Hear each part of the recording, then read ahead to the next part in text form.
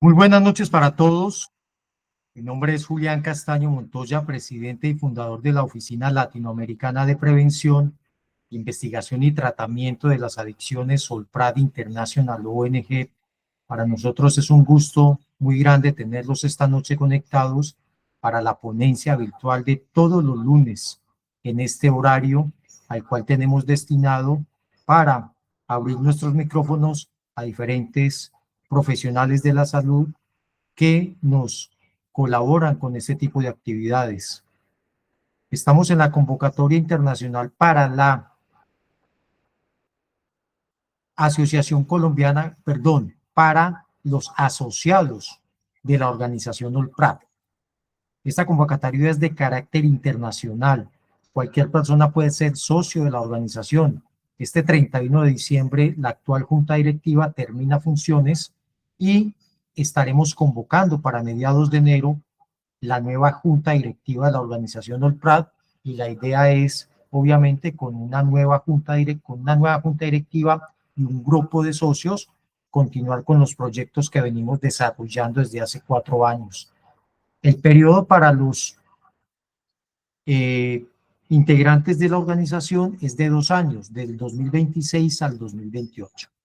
Esta noche es muy interesante y muy importante porque vamos a hacer una presentación por parte de la doctora Gisela Torres, y la licenciada es argentina, es especialista en adicciones, diseña tratamientos de rehabilitación en su país y es ponente internacional. Aparte de eso, ella también es socia de la organización OLPRAD y esperamos que conforme la junta directiva del próximo año y el 2026 y 2027.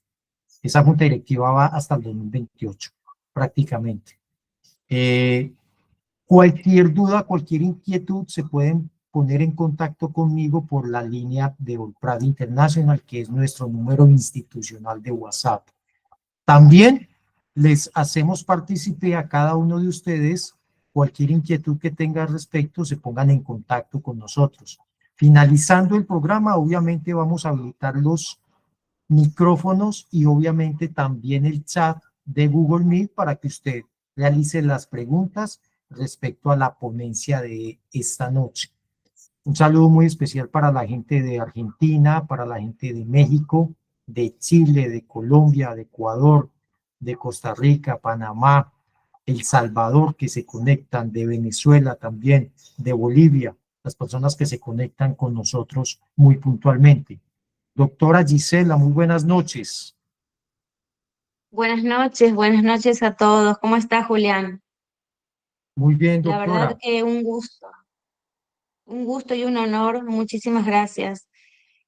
Para mí Muy es muy bien. importante estar aquí esta noche compartiendo un poco de lo que es la prevención de la ludopatía, un tema que la verdad que es global, es una preocupación a nivel mundial lo que está pasando con los niños y con los adolescentes con respecto a esto. Claro que sí, licenciada. A partir de este momento ya quedamos en manos suyas. Continuamos con la ponencia, licenciada. Bueno, muy bien. Bueno, nuestros objetivos para esta jornada es promover el uso crítico y responsable de los entornos digitales, haciendo hincapié en la prevención integral, ¿no? Como echar una mirada crítica a esto que está sucediendo a nivel global. Y el segundo objetivo, había pensado en fomentar estrategias y habilidades para el autocuidado de los entornos digitales, tanto en la escuela, en la familia y en la comunidad. Bien, pasamos a la próxima, que son los datos que nos importan. Según la Organización Mundial de la Salud, los datos en el 2023, más del 3% de la población mundial presenta conductas de juego problemático, y esta cifra se duplica entre adolescentes y entre jóvenes. En Argentina, un estudio de la Universidad de Córdoba reveló que el 14% de los adolescentes entre 13 y 17 años apostaban dinero al menos una vez en el último año, y el 6% muestra un signo de o signos de dependencia. Yo aquí voy a hacer una acotación que durante la pandemia nosotros hemos recibido muchas consultas, en realidad a mediados del encierro en Argentina, la verdad que fue bastante prolongado, y hemos recibido muchas consultas de padres muy preocupados porque sus hijos, al principio, ellos pensaban que la pasaban muy bien jugando a videojuegos interconectados entre ellos, o con celulares, o con tablets, con cualquier dispositivo a mano en la casa, y luego cuando tenían que poner límites y se los tenían que quitar porque tenían que hacer las tareas de la escuela u otras actividades, mostraban signos realmente muy alarmantes, como una ansiedad elevada, una alta irritabilidad, en algunos casos signos de principios de angustia, depresión.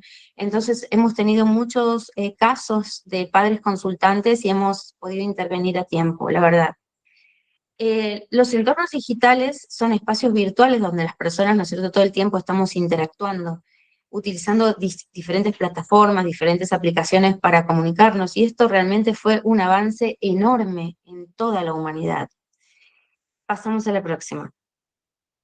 Pero también es cierto que tenemos una contracara, y en esta noche nosotros vamos a ver esa otra contracara, ¿no? Grandes avances, pero también muchas complicaciones del otro lado. Bien, el juego ha sido, por supuesto, desde siempre una de las formas más puras y poderosas de la expresión, del aprendizaje, del desarrollo de la vida de los niños y de los jóvenes. Y a través del juego se construyen vínculos, se ejercita la creatividad, se aprende a perder, a ganar, a respetar reglas, ¿no es cierto?, que luego van a ser, por supuesto, aplicadas en la vida misma. Sin embargo, en los tiempos en que vivimos, esta dimensión lúdica se encuentra un tanto amenazada, y más adelante vamos a ver por qué. Este avance vertiginoso, podríamos decir, de los entornos digitales y la creciente exposición a plataformas de apuesta y juegos online se ha distorsionado en el sentido original del juego mismo, ¿no? Convirtiéndose muchas veces en un riesgo. Lo que antes era una fuente de placer y de crecimiento puede transformarse hoy en una vía hacia la adicción o pérdida de la libertad y el aislamiento. Frente a este escenario, se vuelve urgente, por supuesto, que cuidar, proteger y sobre todo informar a toda la comunidad, tanto educativa, a las familias, a los padres, a los cuidadores, ¿no?, de estos niños y de estos adolescentes, que muchas veces detrás de juegos que a lo mejor parecen inofensivos, encontramos realmente estafadores, encontramos criminales, encontramos organizaciones en donde lo que parece divertido termina siendo luego un problema o una amenaza para ese niño o ese adolescente.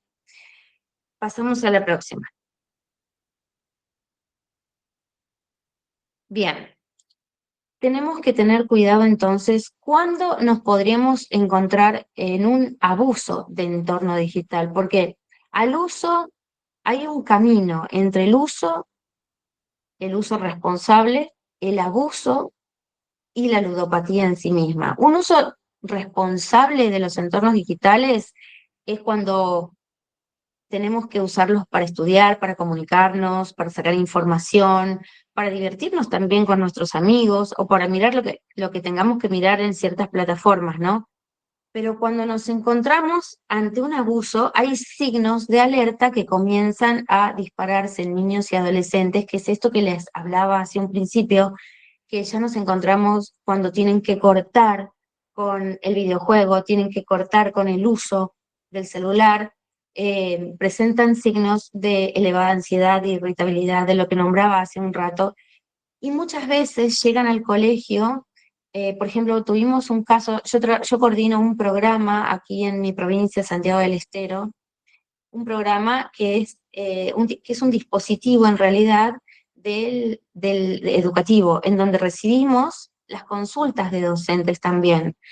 Y hemos tenido muchos casos de niños que venían con el reporte escolar, que eran buenos alumnos y tenían muy buenas calificaciones, pero los docentes comenzaron a notar que se dormían en el aula, que no prestaban la atención o que no podían mantener ese nivel de atención del otro momento. Es decir, que veían un cambio, estos docentes veían un cambio conductual a medida que pasaba el desarrollo de sus clases. Entonces eran mandados a la consulta y resulta que nos encontramos que ese niño o ese adolescente que sus padres creían que se iba a dormir, en realidad estaba con el dispositivo o con la Play, o estaba, ¿no es cierto?, con su tablet o celular, y pasaba muchas horas porque el dispositivo crea, con todos los juegos y todas las luces y todo lo que tiene, señales de alerta. Entonces el cortisol se dispara, la dopamina se dispara, y no se puede conciliar el sueño de esta manera. Entonces, detectamos muchos casos de abuso de entornos digitales y pudimos intervenir, la verdad que a tiempo. Entonces, este camino que empieza como un uso, como algo divertido, se puede transformar en un abuso si no hay un límite y no hay una responsabilidad de los adultos que somos quienes cuidamos a los niños y adolescentes. Y con el riesgo de convertirse en un juego patológico. La ludopatía es un juego patológico, es una adicción de las llamadas adicciones conductuales, es decir, que se genera por la repetición de la conducta, ya lo vamos a ver en la próxima, y están expuestos todo el tiempo a publicidades que tienen que ver con apuestas, ¿no? Y muchas veces, por supuesto que los menores no pueden apostar, pero ingresan a las plataformas de juego y no hay una regulación, al menos por ahora. Yo creo que en Latinoamérica no hay una regulación en donde efectivamente se compruebe que es un menor de edad el que está apostando.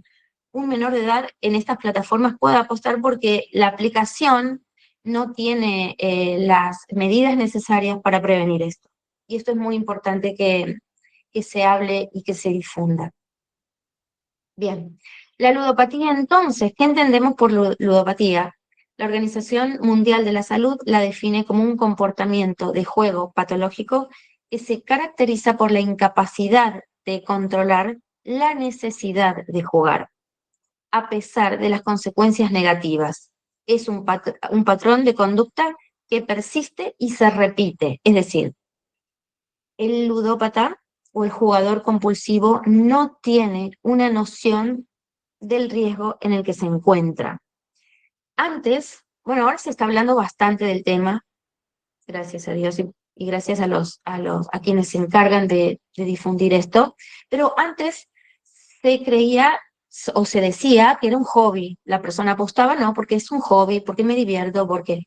Pero luego la ciencia comprobó que se trata de una adicción y que es conductual, y ahora vamos a ver por qué es una adicción, qué pasa. A ver la próxima, qué es lo que sucede en el cerebro, por lo cual ese sistema de recompensa se refuerza.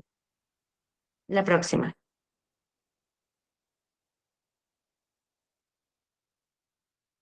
Bien, la próxima. La próxima.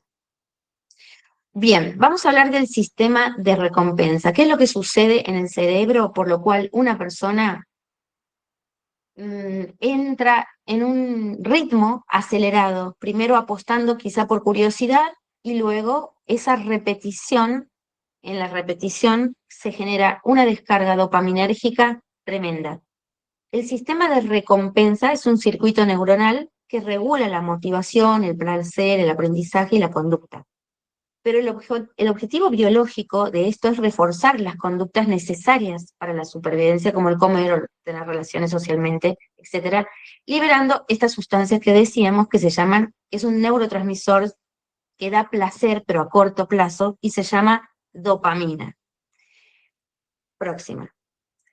Cuando por repetición, cuando este refuerzo, este sistema, perdón, por el comportamiento, por la misma conducta, y este sistema repetitivo, lo que genera es un patrón adictivo por esa descarga dopaminérgica. Entonces, el cerebro no sabe, hay una parte de la conciencia en el funcionamiento, siempre explico esto a mis pacientes, la conciencia es como dónde estamos, aquí y ahora, tenemos los recuerdos, tenemos, ¿no es cierto?, podemos saber podemos tener un proyecto que vamos a hacer mañana, podemos recordar qué hicimos ayer o cuando éramos niños, Pero hay un sistema de funcionamiento, el gran sistema, que es independiente. Entonces, cuando hay una descarga, por ejemplo, todos los órganos funcionan en forma independiente, el cerebro envía información, nosotros no manejamos eso, nuestra conciencia no interviene en esto. Y cuando este sistema de recompensa se desregula, entonces el cerebro ordena a la persona, dame lo que me dabas. Es decir, dame ese nivel de dopamina, ¿no es cierto?, que yo recibí jugando.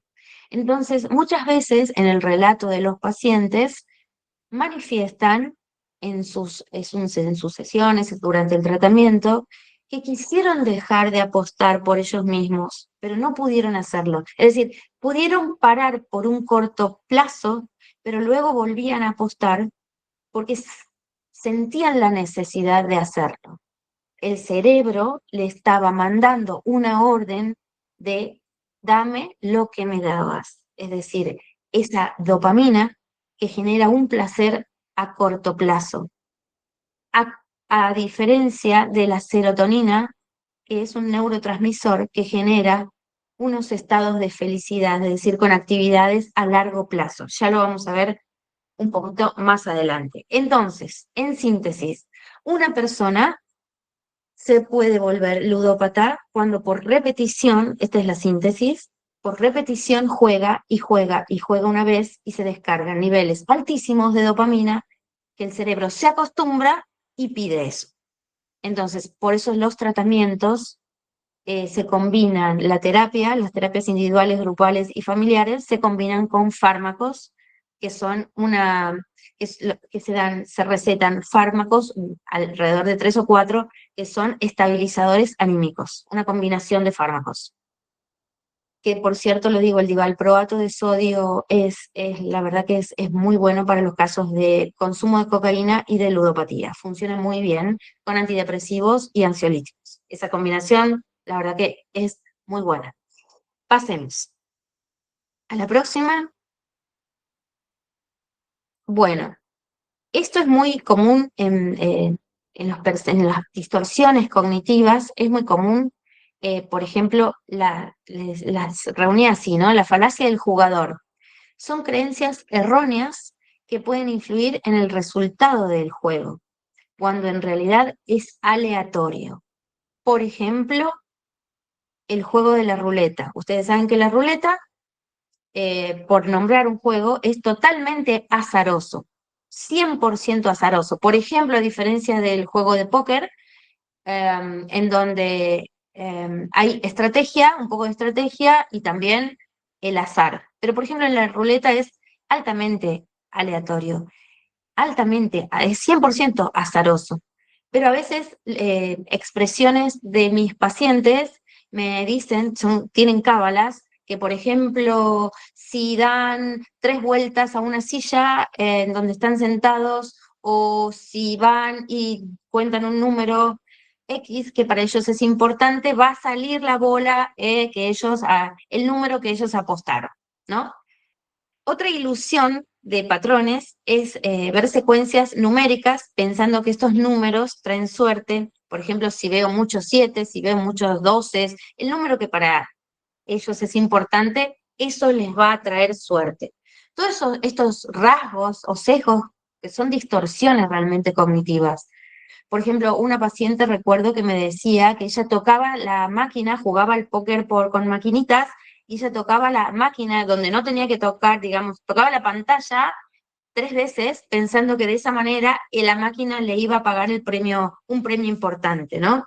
Son todas creencias erróneas, pero el paciente no sabe, las tiene y las repite. Otras creencias, por ejemplo, afectivas, tener amuletos de la suerte. Otra de antropomorfismo, otorgarle a la máquina emociones humanas. Por ejemplo, pierdo porque la máquina esta me odia, mejor me cambio a otra que me quiere. O también relatos de expresiones como cuando cuentan en los momentos que jugaban, que acariciaban la máquina y le hablaban como si tuviera emociones humanas, ¿verdad? Otro razonamiento es, siempre se justifican las pérdidas, es decir, el jugador cuenta las ganancias pero no cuenta las pérdidas y se va mintiendo a sí mismo y va entrando en un descuido de la familia, en un descuido de actividades sociales, su economía, el jugador siempre pierde. Entonces su economía se ve derrapada. Yo llegué a tener pacientes que han vendido sus autos, han hipotecado casas, han sacado préstamos en todos lados hasta más no poder. Y la verdad que la mentira para ocultar estas conductas son grandes mentiras. Yo les digo que son actores realmente porque sus familias se enteran que están jugando mucho tiempo después, ya cuando llevan 3 o 4 años en ludopatía. Así que imagínense que esto es muy preocupante, ¿no? Pasemos a la próxima. Bien. Si el juego online y las apuestas se inician en la pubertad o en la adolescencia, hay un periodo de transición. El pensamiento, ¿no es cierto?, que un niño tiene, que es un pensamiento mágico, es un pensamiento infantil, en la adolescencia va mutando a un pensamiento lógico formal. En la ludopatía, la emocionalidad excesiva se impone sobre el pensamiento reflexivo. En cualquier, ya hablamos en personas más grandes, ¿no? Promoviendo decisiones automáticas y repetitivas.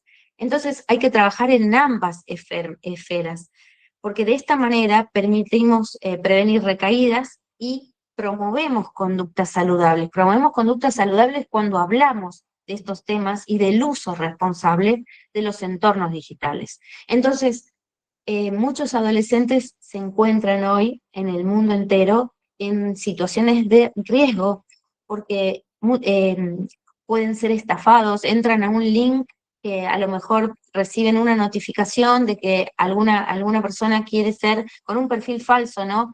Quiere ser su amigo, entran a ese link y resulta que he tenido pacientes, me ha pasado con pacientes menores, en donde estafadores entraban a su perfil y les pedían plata de que les depositen dinero y si no, sus fotos privadas se iban a compartir a todos sus contactos. Imagínense en un adolescente lo que significa eso, ¿no? Es muy grave. Por suerte, en esos casos que tuve, estos adolescentes han comunicado esto a sus padres y sus padres han podido intervenir a tiempo. O también han empezado a curiosear y adolescentes a jugar y luego esto se ha vuelto una conducta repetitiva. Es decir, que la ludopatía, como todas las adicciones, no tiene fronteras, no tiene edades, eh, se puede dar en cualquier persona de cualquier edad y por eso es tan importante la prevención. Pasamos a la próxima. Bueno, lo que les decía hace un momento, que a nivel psicofísico las personas pueden presentar algunas o todas estos signos o síntomas: insomnio o mala calidad del sueño, fatiga ocular o dolores de cabeza, problemas posturales, estrés o irritabilidad, trastornos en la alimentación, muchas veces por quedarse a jugar, se nivela tanta dopamina que la dopamina hace que las personas pierdan o bajen el apetito. Estados de ánimo mixtos, ansiosos, depresivos, bajo rendimiento académico, laboral, esto que les decía, no rinden en el trabajo al otro día porque se pasan la noche jugando, muchas horas jugando, o no rinden a nivel del aprendizaje porque no lo pueden hacer, porque no pueden retener la información, porque están saturados de esa sobreestimulación que en los casos de abuso de la tecnología o en la ludopatía se ven muy constantemente. Pasamos a la próxima. El sedentarismo también es otro síntoma. Bien, las pautas de cuidado. ¿Cuáles son las sugerencias? Ustedes vayan anotando las preguntas que después quieran hacer o vayan pensando, ¿no? Las sugerencias para padres o adultos cuidadores, ¿no?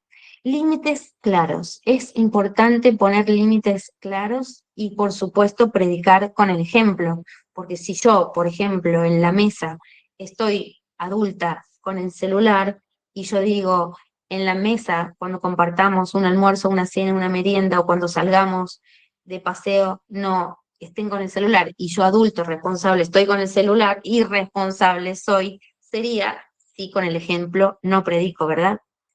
Una comunicación asertiva. A los niños y adolescentes hay que explicarles esto, hay que explicarles los peligros que ocurren, ¿no?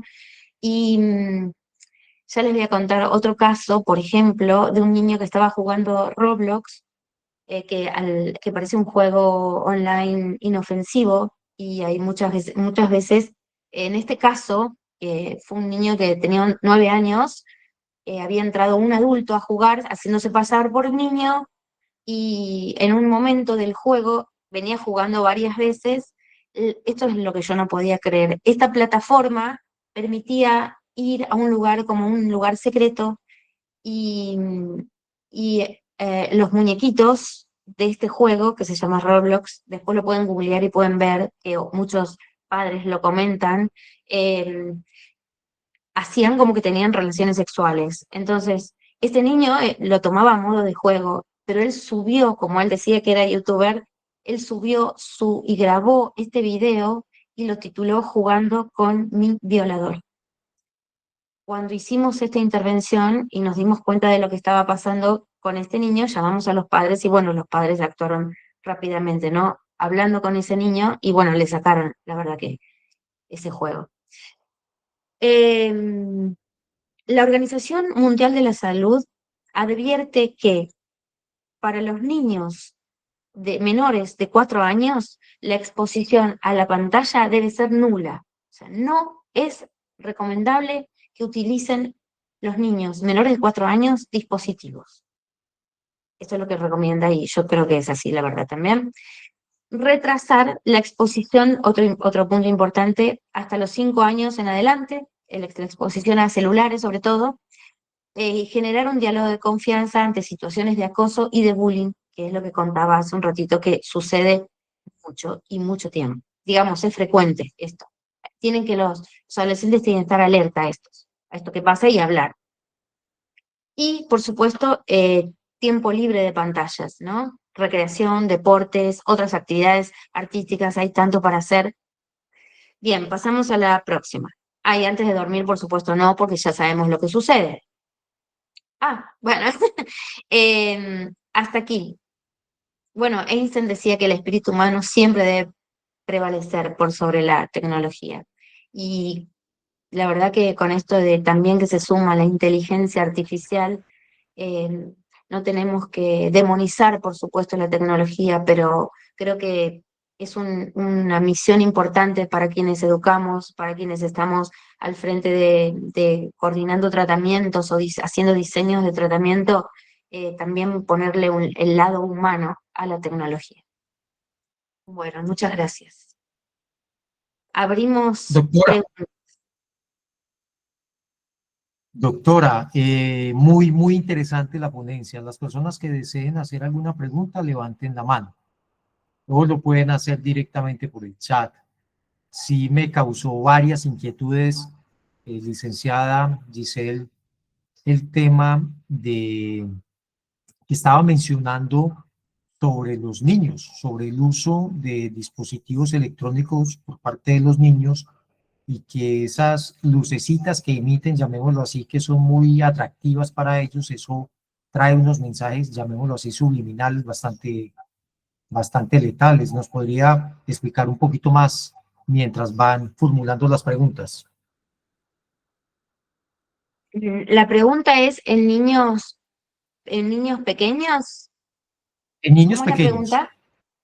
cuando usted estaba ahora Sí, haciendo el sí, sí, comentario sí. sobre estos que tienen un dispositivo electrónico en la mano, llamémoslo una tablet o un celular, un teléfono móvil, y ellos empiezan como las lucecitas que emiten de los juegos, y esos juegos traen unos mensajes subliminales en el fondo, llamémoslo así. La verdad es que en niños, bueno, yo repito esto que la OMS, ¿verdad?, propone, lo que se ve que la pantalla tiene que ser nula hasta los 4 años, no dispositivos, no dispositivos cuando están, por ejemplo, comiendo o cuando los padres quieren hacer algo y le dan el dispositivo al niño pequeñito para que juegue. Bueno, la Organización Mundial de la Salud sugiere rotundamente que no, que hay que retrasar el uso, ¿verdad?, de niños pequeños.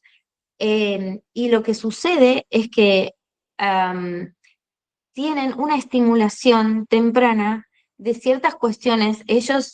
Nosotros, ¿qué vemos en cotidiano? En la cotidianidad vemos que en los niños chiquititos y pequeños están ya con el celular. Comen desde bebés, en vez de, digamos, comen mirando, ¿verdad?, el celular, sin prestar atención a la manipulación de la comida, a lo que deberían hacer a esa edad, ¿no es cierto? A la textura que tiene la comida, la papilla, ¿no?, a esa manipulación, al jugar con arena, no, prefieren como, esto tiene una descarga dopaminérgica tremenda, entonces prefieren el celular a los juegos tradicionales, como armar cubos, entonces, ¿qué les va cortando? Por decir, armar cubos o dibujar, pintar, hacer sus primeros monigotes. Entonces, ¿qué corta en niños pequeños que utilizan los dispositivos? La creatividad. La baja tolerancia no se construye en la baja, o se construye en forma deficitaria, la baja tolerancia a la frustración, que es un regulador intrapsíquico tan importante para luego para la adolescencia y para la adultez, porque es la respuesta inmediata. Entonces empiezan a llorar y los padres enseguida le dan el dispositivo y el niño se calma. Es increíble, pero esto sucede y lo vemos. Entonces, lo que recomendamos es, bueno, tranquilo, no pasa nada si llora, no pasa nada si llora, pero no le des el celular inmediatamente, porque por muchas razones que hablamos, es que no pueden. Pero bueno, lo vemos Claro en que sí. cotidiano.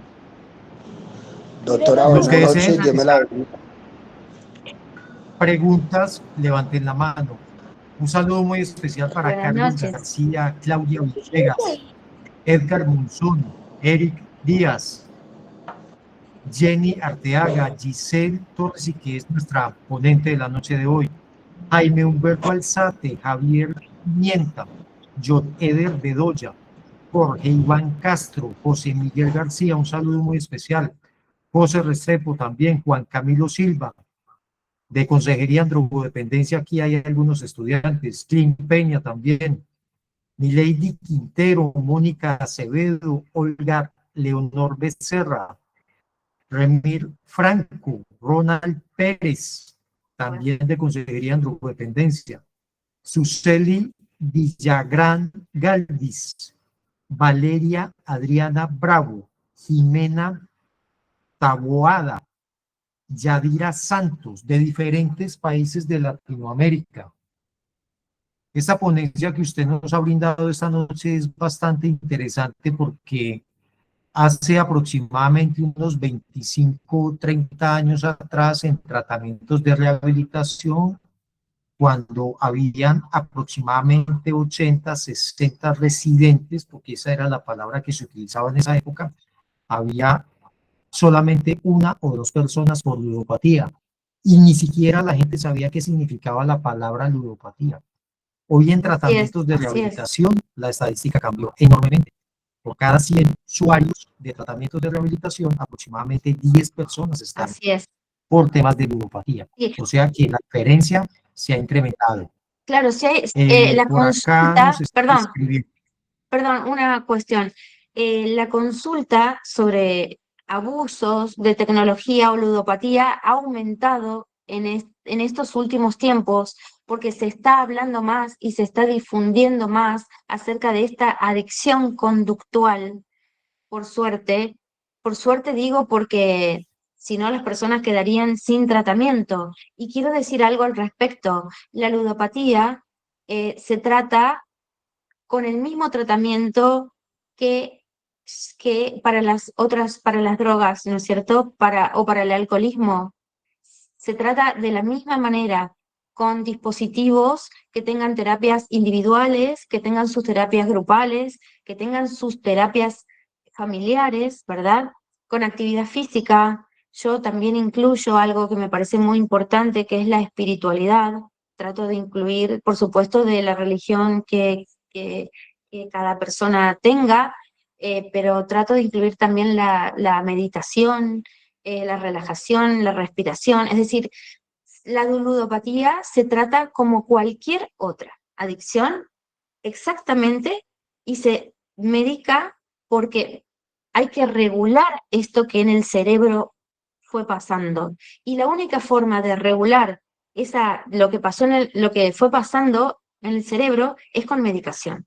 Entonces, hoy la psiquiatría y la psicología van de la mano en todas las adicciones.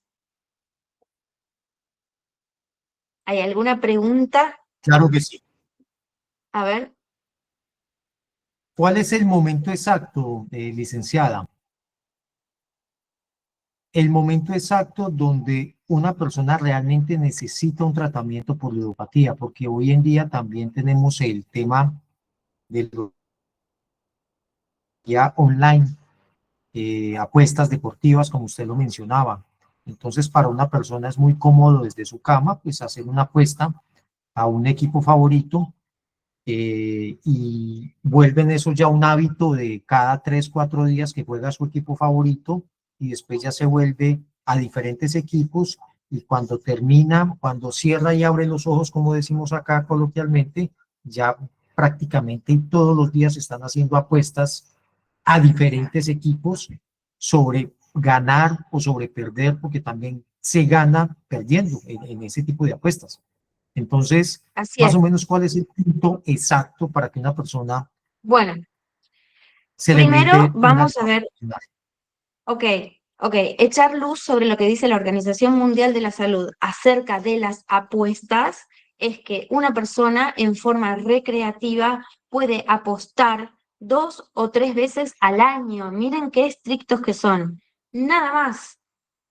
Pero no, ¿qué nos encontramos nosotros? Con que las personas empiezan por curiosidad y al igual que las drogas, y terminan apostando, va subiendo la frecuencia de la apuesta, a lo mejor era una vez al mes, una vez a los 2 meses, cada 2 meses, luego una vez por semana, 2 veces por semana.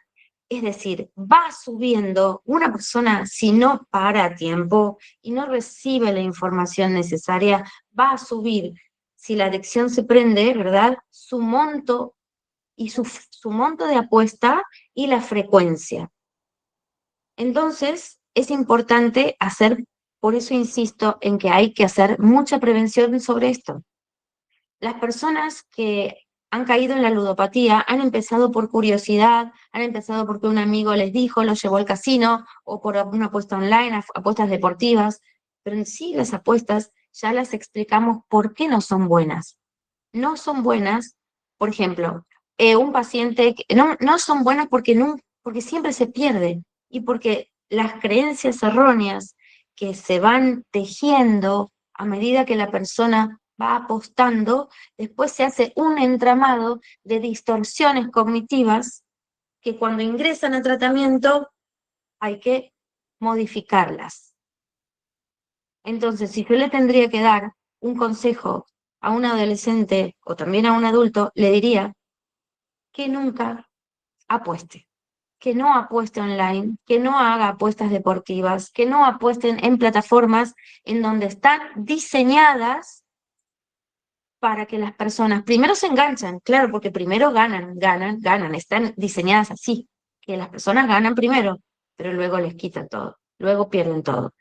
El último ingreso que tuve fue un paciente de 21 años que apostó directamente, así como les digo, primero un poquito, luego otro poquito y luego ya apostó su negocio y plata de su padre. Mucha plata. Sí, Bueno, hay un tremenda. caso muy famoso en la Argentina de $400.000, que apostó $400.000, un caso muy famoso que se hizo viral porque el adolescente después lo podemos compartir al grupo, dio su testimonio siempre de espaldas a la cámara, ¿no? $400.000 de apuesta. Claro que sí. Por acá levantaron la mano John Eder. Muy buenas noches. Puede habilitar su micrófono. Sí, buenas noches para todos los presentes. Mi nombre es Joner, facilitador terapéutico y coordinador terapéutico. Buenas noches. También podemos definir como un sentido de ludopatía las compras compulsivas por estos medios tecnológicos. Sí, hay personas que se pasan harto tiempo descuidando sus quehaceres, sus trabajos, sus obligaciones como tal, por estar mirando estas redes sociales, las cuales les absorbe mucho tiempo y hace que ellos pierdan también el control de su propia vida, por estar mirando o por estar observando cosas que pasan a un segundo plano. Sí, No sé la doctora qué sí. piensa de eso. En cuanto a las compras compulsivas que usted nombraba, muchas plataformas incentivan a las compras. Es más, se usan las plataformas para ventas, ¿verdad? Las ventas online y muchas publicidades de ventas. Pero los manuales mundiales, como el de SM5 o el CIE-11, los manuales mundiales de psiquiatría, es decir, los manuales que se usan para clasificar los trastornos del comportamiento, las compras compulsivas no están catalogadas hasta ahora, a lo mejor más adelante sí, pero hasta ahora no están catalogadas como una adicción en sí misma, sino como un trastorno del control de los impulsos. ¿Entienden la diferencia? Hay, Sí, señora. en las compras compulsivas hay un trastorno, está catalogada hasta ahora. ¿No es cierto? La ciencia va avanzando y a lo mejor más adelante el trastorno por compras compulsivas puede llegar a ser una adicción, pero hasta ahora es solamente un trastorno por un mal manejo de los impulsos. No hay un control de los impulsos. Yo he tenido pacientes, doctora, que han tenido ese tipo de problemáticas y es algo muy ¿Cómo? No similar con escucho. las máquinas. He tenido pacientes con con ese tipo de trastornos y ellos lo asimilan mucho como al sentido o a la adicción de las máquinas electrónicas, Ajá, ¿sí? Sí, sí, porque eso implica un gasto económico, eso implica tiempo, eso implica espacio, eso implica muchas cosas. Aparte de eso, pues las emociones que dentro de ellos se mueven, ¿no? claro, claro, claro. En los procesos de tratamiento, cuando nos llegan casos de este tipo, nosotros realmente encontramos cuando hacemos el proceso de terapia, que yo siempre digo que es como armar ese rompecabezas, porque con el juego de palabras las personas vienen con las cabecitas rotas y con mucha angustia y encontramos patrones que se repiten, a lo mejor sus familiares, sus padres, sus tíos, sus hermanos o sus abuelos han sido también compradores compulsivos, pero lo que encontramos como un hilo conductual y que se repite es como un vacío existencial. Hay un vacío existencial entre otras muchas cosas que encontramos en los procesos de terapia, pero un vacío existencial, un vacío espiritual que las personas piensan que comprando objetos y cosas van a llenar ese vacío y no va por ese lado. Eh, Muy bien. es un ¿Se patrón muy entiende? fundamental, es un patrón muy marcado, es un patrón muy marcado en este tipo de personas.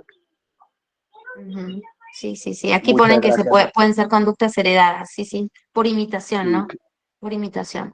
En cambio, sí. en el juego patológico sí se modifica el ADN. Por ejemplo, cuando nosotros hacemos la anamnesis, eh, preguntamos a los familiares quiénes, ¿no es cierto?, de su árbol genealógico tuvo alguna conducta adictiva, ya sea abuso de alcohol o alcoholismo y encontramos siempre, en todos los casos, en la ludopatía también, encontramos que en sus ancestros han tenido algún caso de adicción, que por supuesto antes, muchos años atrás, no se hablaba de esto.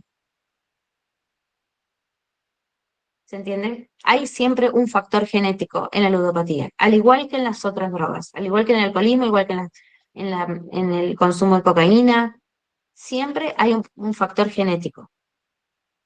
Muy bien, por acá hay unos comentarios, dice Javier Pimienta, es una enfermedad, debe de ser tratada como tal. Olga Leonor Becerra, buenas noches, excelente tema, muchas gracias desde Colombia. Javier Pimiento, llega a la ludopatía personas por problemas económicos y quedan enganchados. Así es mejor evitarlo, allí comienza la adicción. Quedan en la ruina, en la miseria, así es, dice Pimienta. Sí. El señor Pimienta también dice, la adicción se vuelve tan compulsiva que si no se apuesta se enferma orgánicamente por no apostar. Se tornan irritables y mucho más sintomatologías. El señor Pimienta también dice, viven para apostar y apuestan para vivir cuando es crónico como cualquier otra adicción. Son los comentarios que hace el señor Pimienta. ¿Alguna pregunta? ¿Quedó todo muy claro? Y agradecemos a la doctora Giselle Torres si este programa quedó grabado. Perdón, Julián, hay algo que quiero agregar que me parece muy importante, que la ideación suicida en el juego patológico es muy frecuente, porque el pensamiento del jugador es, si termino con mi vida, entonces se terminan mis deudas. Es muy común encontrar ideación suicida, esto grábenselo porque los pacientes no lo van a manifestar en el momento, pero lo tienen como sesgo cognitivo, ¿sí? Entonces los que hacen tratamientos lo tienen que buscar esa idea que no sale al principio, ese pensamiento no sale al principio. Pero la ideación suicida y el acto suicida es propio del juego patológico. Perfecto, perfecto, doctora y licenciada Torres. Y Alfredo Emiliani levantó la mano. Sí. No, gracias. Bueno, ok, Gracias. no hay ningún problema. A nombre de la Oficina Latinoamericana de Prevención, Investigación y Tratamiento de las Adicciones, ORPRAT International ONG, les agradecemos a cada uno de ustedes haberse conectado esta noche con una ponencia tan importante como la que nos dio la licenciada Giselle Torres desde Argentina. Este programa quedó grabado y va a ser obviamente mañana puesto en la plataforma de YouTube. Les pedimos las personas que quieran y deseen estar y visitar la página, suscribirse y dejar obviamente el like.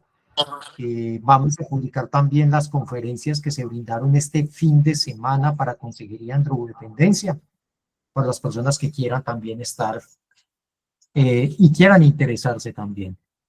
A nombre de la oficina les agradecemos, doctora Gisela, muchísimas gracias y a cada uno de ustedes que se conectaron esta noche. Los esperamos el próximo lunes a esta misma horario, en este mismo horario, para una nueva ponencia. Estaremos informando en el transcurso de la semana la temática y obviamente el nombre. Muchísimas gracias y hasta mañana. Buenas noches, muchas gracias. Hasta mañana. Muchas gracias. Gracias a todos. Muchas gracias. Gracias.